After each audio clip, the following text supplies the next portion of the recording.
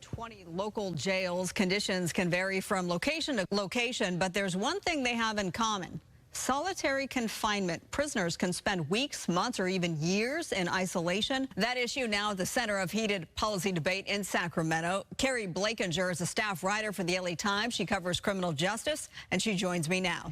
Hi, thanks for having me. Let's start with that issue, the hot debate that is underway in Sacramento about efforts to reform solitary confinement in this most progressive state. What are the arguments for, and why has it been so hard to reform solitary policies here in California?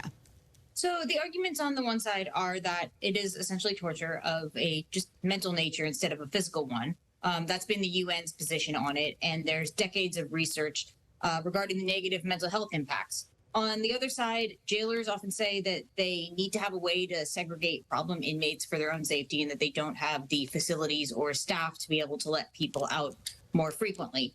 And I think that the pushback from corrections unions and from sheriffs and other corrections officials has been one of the stumbling blocks in terms of policy change. And this has been true in a lot of states. I mean, in New York, which is one of the places that did succeed in getting through some solitary reforms, that took over a decade. And one of the big stumbling blocks was dealing with corrections officials and unions who were, reluctant to accept or implement this change. Let's pivot now from solitary confinement to death row inmates in Texas. You just wrote a really compelling, incredible, humanizing piece about death row inmates there in Texas who have found solace there. And of course, they are in solitary confinement a lot of the times. They have found solace in a game that many of us know, and that's Dungeons and Dragons. Can you sort of boil down, give us the Cliff Notes version of your latest reporting? Yeah, sure. This was a story I first heard about, 2018 maybe, during one of my first few death row visits, maybe 2017 actually. And I heard at that point that the men were playing Dungeons and Dragons, and I was fascinated by how they would do this in an environment that is so thoroughly made to prevent the kinds of human connections that this game relies on. And to me, in the course of reporting this, I learned a lot about the lengths to which these men had to go to try to just hang on to some sort of shred of humanity.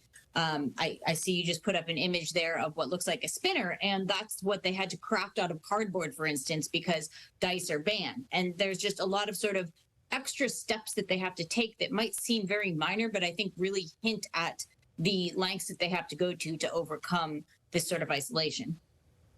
What was that experience like, communicating with these inmates over long periods of time? What was the most eye-opening? I think that's a hard one. I think actually the thing that got me first interested in this story was after I initially heard about it, the next person I asked about, I said, hey, do you play D&D on he was a death row inmate. I said, hey, do you play D&D too? And he said that he'd stopped playing because the state had executed the rest of his raiding party. And I was just so struck by that. And to me, that ended up being like just the really shocking thing that set me down this path of exploring more about the game and what it means to them and the sort of surprising therapeutic benefits that they get out of it. Because for a lot of men, this has been a way that they can explore like past traumas and sort of work through some issues in ways that they might not otherwise feel like comfortable addressing with their peers.